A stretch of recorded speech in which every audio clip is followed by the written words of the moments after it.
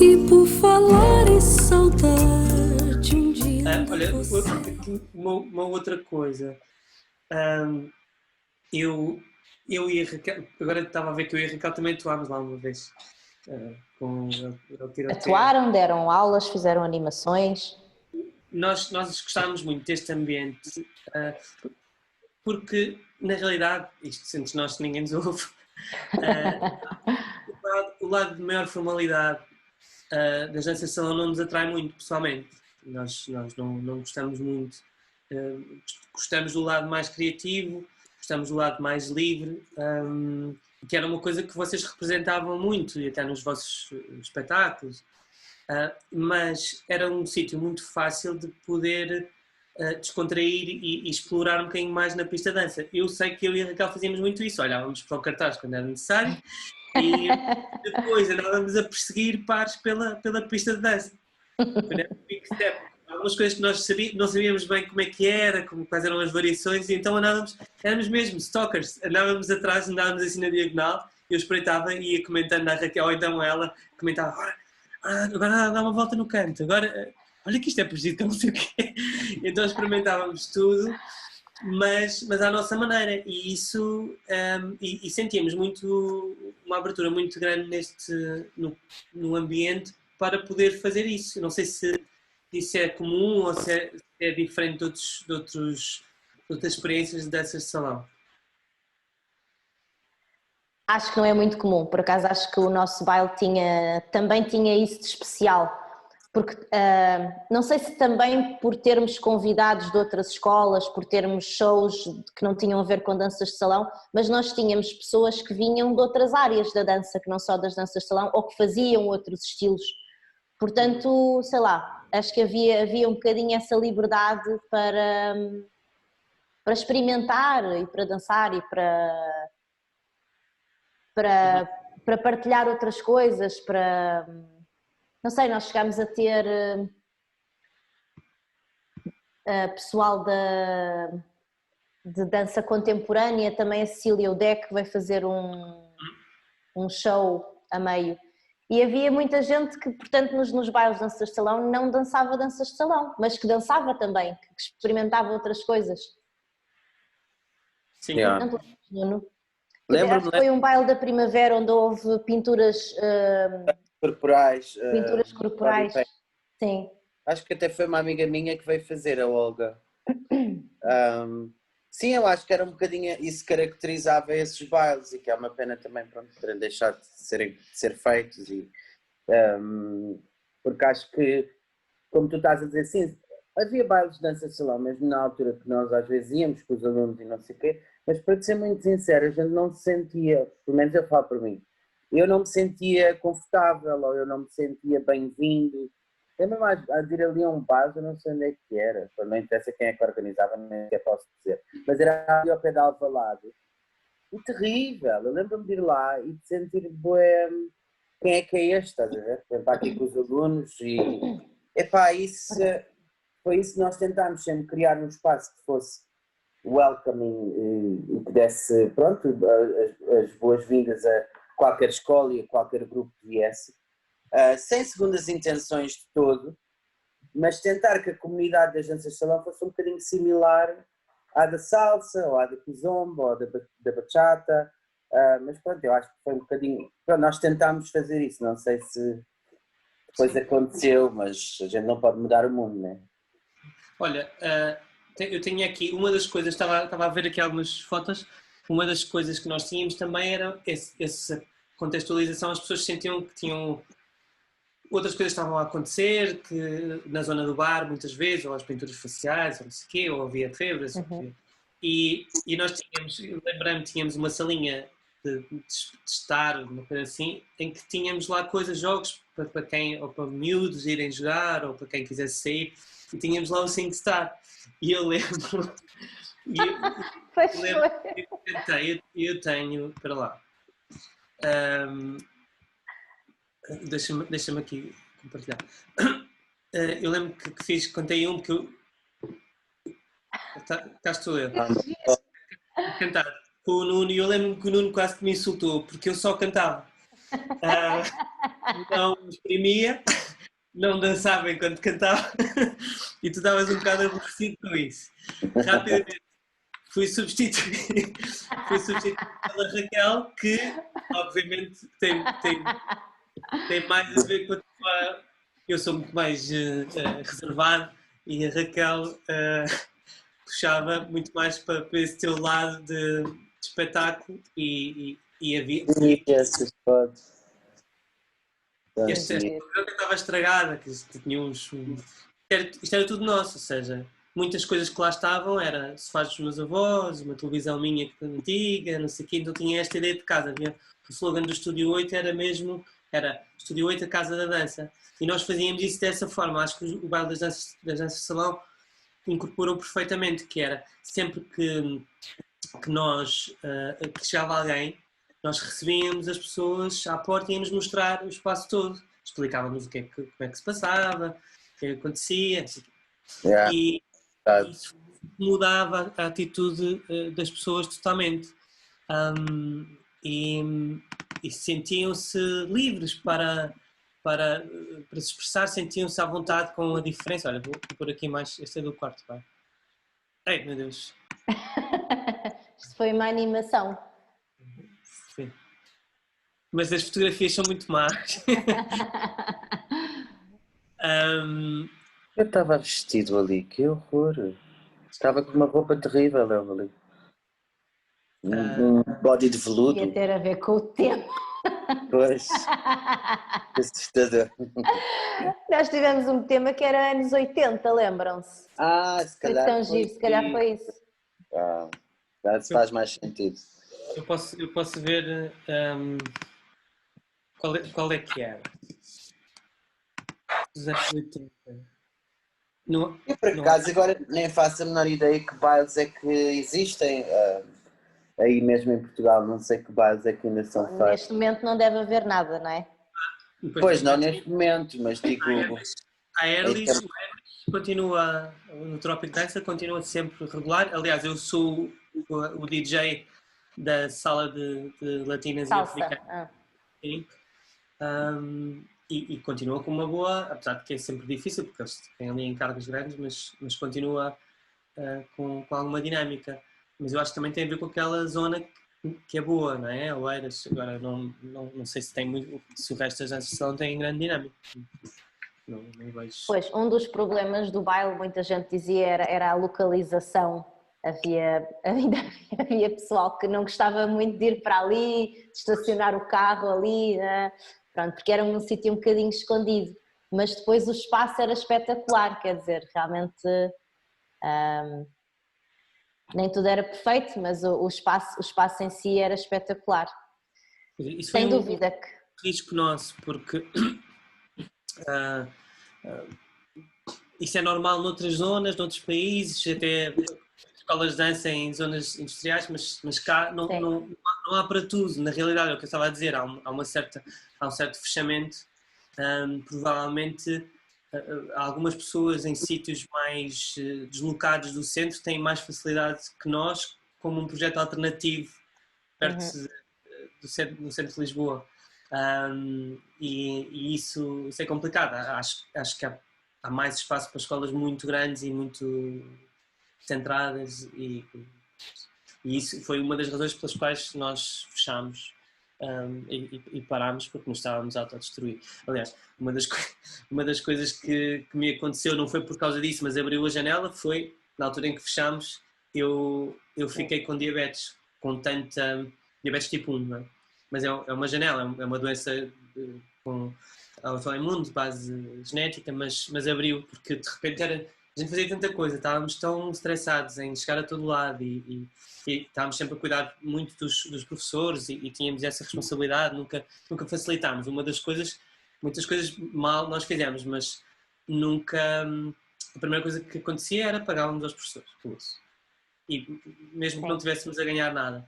Mas isso era um risco que funcionaria muito bem numa fase ou numa zona com outra dinâmica, com mais potencial de crescimento, e especialmente na fase em que nós abrimos, que foi 2008 e para a frente foi uma fase de queda da capacidade financeira em Portugal. Não é? Se fosse nos anos 90, ainda hoje eu ouço alguns colegas nossos, que vocês conhecem bem, a dizer que ainda estão a viver de dinheiro que ganharam Nos anos 90. no final dos anos 90, no início dos anos 2000. Uau! Acho que é um bocadinho o caso da escola onde eu trabalho aqui. A escola fazia 30 anos, faz 30 anos este ano.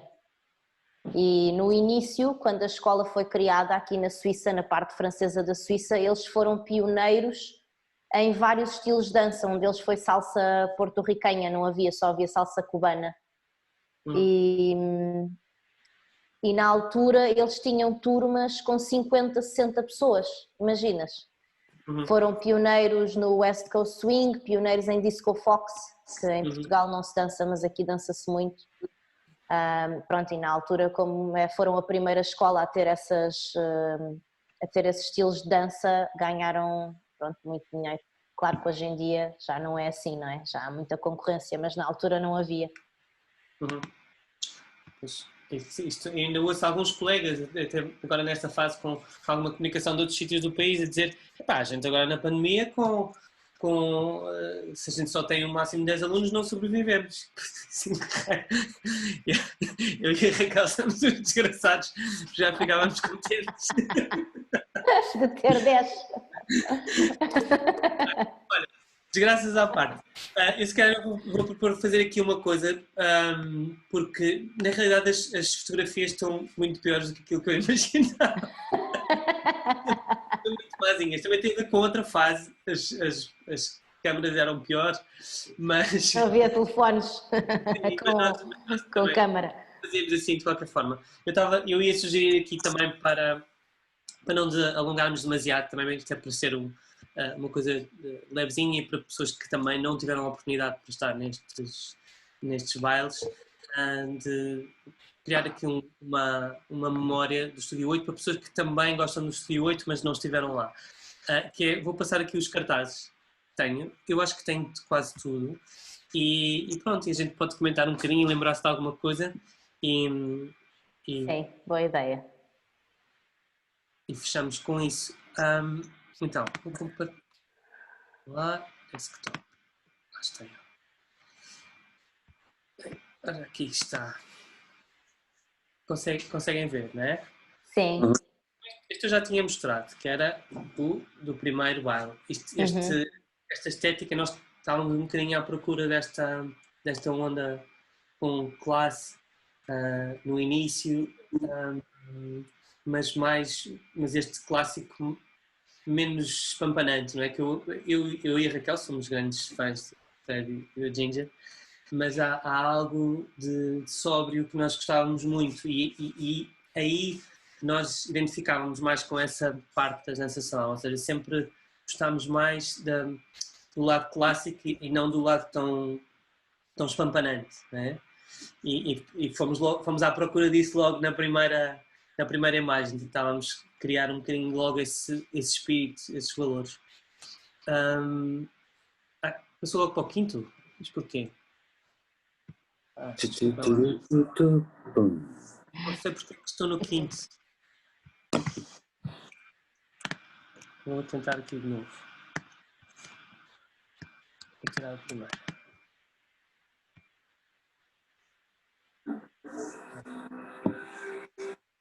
Ok, segundo baile, dança-se. Passa para o quinto. Está a ver? Isto é que é correr mal. Olha, eu não sei. Não faz mal. Fica no quinto, já. Então, eu não sei porque é que ele não está a assumir. Então eu faço aqui um por um e depois partimos do quinto ou do sexto. Este era o segundo, que tinha a mesma onda. Nós não tínhamos ainda a questão dos temas nesta fase, mas foi na mesma onda. Depois os temas apareceram a seguir. Este aqui, pronto, este é do Americano em Paris, esta imagem também tem o mesmo tipo de estética, da mesma altura e também não há. Então, Ana Afonso e Nuno Sabroso. Já está. Dançámos, Nuno. Pois. Dançámos aquela. Aquela música. Fields of Gold. Exato, sim. Eu gostava tanto de vos ver dançar. Pá, sem desprimor para outros pares, mas acho que o que havia de especial a vocês era a vossa complementariedade. Para além de terem um grande afeto um pelo outro, isso sentia-se, não é? Mas vocês são mesmo diferentes. Pois somos. Mas resolviam isso tão bem, em palco. E tu, Ana, com um rigor absoluto e uma grande disciplina, e o Nuno, pá, com a tua, o teu brilhantismo e ao mesmo tempo algo que não está resolvido e tu usas isso, não é? Eu lembro-me de tu dizeres às vezes lá no Estúdio 8, pá, hoje estou uma merda, hoje vou lançar uma porcaria, não interessa. Não fica preocupado com isto. Mas depois aquilo era difícil, é preciso ter muita coragem, porque dançar mal não era dançar mal, mas era, pá, assumias, pá, era assim que tu estavas a sentir, havia uma certa honestidade na dança, o que te permitia abrir a porta para coisas mais reais, não é? E depois quando tu estavas bem, estavas mesmo bem. E ainda é um bocado assim hoje. Isso era muito inspirador. Para mim foi inspirador. Eu sempre dancei com a Raquel, que eu acho que tem algumas coisas parecidas contigo, mas muitas vezes penso nisso que tu me disseste, para ir à procura de uma maior honestidade na dança, porque à medida que o tempo passa, uma pessoa vai se cansando de forma, não é? E vai procurando mais. Claro. Mas acho principalmente de onde nós vimos, não é? Do meio das danças de salão, que é tão. Essa coisa da shape, é tudo acerca da shape, não é? O corpo, a roupa. A busca da perfeição. A busca da perfeição, que depois também é um bocadinho, ainda hoje é engraçado, e agora eu vejo as coisas de uma maneira tão mais em perspectiva, é super engraçado. Sei lá, pares que eu, por exemplo, adorava, ou que eu admirava imenso, e agora quando vejo alguns espetáculos, porque vejo mais nessa perspectiva do que é que está lá dentro e do que é que aquilo realmente significa, que não é uma coisa fácil de fazer, que não é. E às vezes não gosto e fico super impressionado com pessoas que dançam há tanto tempo e que depois aquilo não está lá. Não está. E tu podes aprender 1000 técnicas de dança e podes investir imenso na dança. Mas se o canal não está aberto entre o que tu és e o que tu danças, eu acho que não é bom. Não é verdadeiro. Sim, acho que não é real, não tem, pronto, não pode ser que não tenha qualidade, porque claro que a técnica em si é qualidade e o tempo que as pessoas perdem, não é perdem, que investem nisso é espetacular, mas se esse canal não está lá, não é? Não, para mim não funciona, já estou um bocadinho nessa fase. É engraçado, eu participei naquele direto da Inês que falava sobre a beleza da dança, com a Inês e com a Beatriz, e nós as três falámos disso, que na verdade o que nós procuramos quando vemos um espetáculo de dança, muito mais do que a técnica e a perfeição nos movimentos, é essa realidade, é essa transparência, é tentar perceber através da dança um bocadinho da verdade daquela pessoa, e que no fundo é isso que nos toca. Às vezes podes gostar de um espetáculo só porque tecnicamente é extraordinário, também não quero dizer que não é? Mas quando choras ou quando te arrepias é porque realmente transparece um bocadinho mais do que a qualidade técnica dos bailarinos, não é? Transparece um bocadinho da verdade deles. Eu acho que pode haver vários caminhos, mas a dança parece que tem um problema que é difícil uma pessoa deixar de ficar obcecada com... Olha o Nuno. Está aqui. Deixar de ficar autocentrada quando se expõe o corpo, e há muita gente e há muita vaidade, não é? Isso é muito típico da dança, mas expor-se a sério, não é? É outra coisa. Mas para além disso, por exemplo, uma coisa que me aconteceu a mim e à Raquel, a partir de determinada altura nós começámos a pensar, sim, nós estamos a representar uma cultura, mas a coisa está muito formal. Mas independentemente da expressão pessoal, do sentido, nós quisemos começar a contar mais histórias, a criar coreografias que tivessem mais a ver com aquilo que estava a ser contado na música, com uma contextualização, ou que fôssemos atrás um bocadinho da história da letra, ou que construíssemos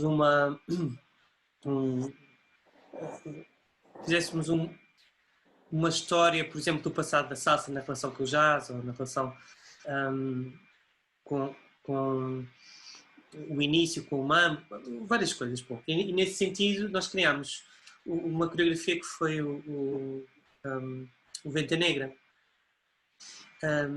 e que era um bocadinho mais teatral, não era mímica, mas era um bocadinho mais teatral, tinha muito a ver com aquilo que estava a ser representado na música, que nós gostávamos. E houve uma senhora que veio ter connosco e disse: gostei muito, senti que estava num filme.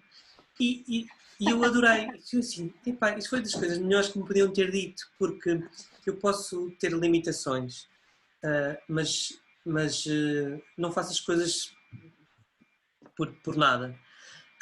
Mas geralmente os bailarinos estão à espera que lhes digam que tu estiveste muito bem. E o que ela disse foi, ela sentiu-se assim. Eu que transportei-a para uma história com a minha expressão, com a minha realidade, mas transportei, eu e a Raquel, transportámos a senhora para uma história e ela sentiu-se como se estivesse num filme, que é o que nós vamos ver. Nós não estamos a ver um filme e a pensar, o tipo está mesmo muito bem, este ator. Depois podemos dizer isso mais tarde, mas queremos estar dentro daquele momento. E isso foi algo que me marcou muito, que é, tem que se passar um bocadinho, descobrirmos a nós próprios para nos ultrapassarmos a nós próprios neste processo, porque senão é uma coisa um bocado fechada por si própria, temos sempre a pensar, bom, olha, estou a dispersar imenso. É devagar, mas não interessa, é tão interessante. Olha, eu vou-te dizer que por acaso, desculpa, sim.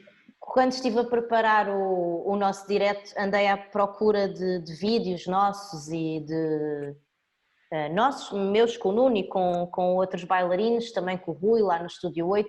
Aí vou dizer que houve coreografias que eu fiz que já nem me lembrava. E eu lembro-me na altura de ver estes vídeos e nunca estar contente com aquilo que vinha, nunca. Também por ser muito, muito exigente com o meu próprio trabalho, não é? E pensar sempre, não, mas eu devia ser mais assim, mas devia... mas não gosto, mas sou tão lenta, devia ser mais rápida, devia fazer assim, assim, assim, nunca estava contente. E hoje em dia eu olho para aquilo e vou-te dizer, era bom, era mesmo bom. Fizemos coisas tão giras e tenho tanta pena de não termos dançado mais. Olha, foi o que foi, mas sei lá. Então, mas ainda podes dançar tanto? Sim, claro que posso. É uma questão, sei lá. Mas são essas coisas também, quando tu fazes as coisas assim um bocado por, como é que se diz, ao acaso, não é? Sem pensar muito e sem, olha, deixa lá experimentar e vai e acontece e depois aparece. O que também não há assim grandes, como é que se diz, expectativas naquilo que estás a fazer, é quando as coisas realmente depois são mais genuínas e são mais... Por isso acho que também não é preciso estás a pensar, e acho que não deves pensar de janeiro, devia ter feito mais ou podia ter feito mais. Não, o que tu fizeste foi bom e está feito, mas agora há que fazer mais, agora para a frente.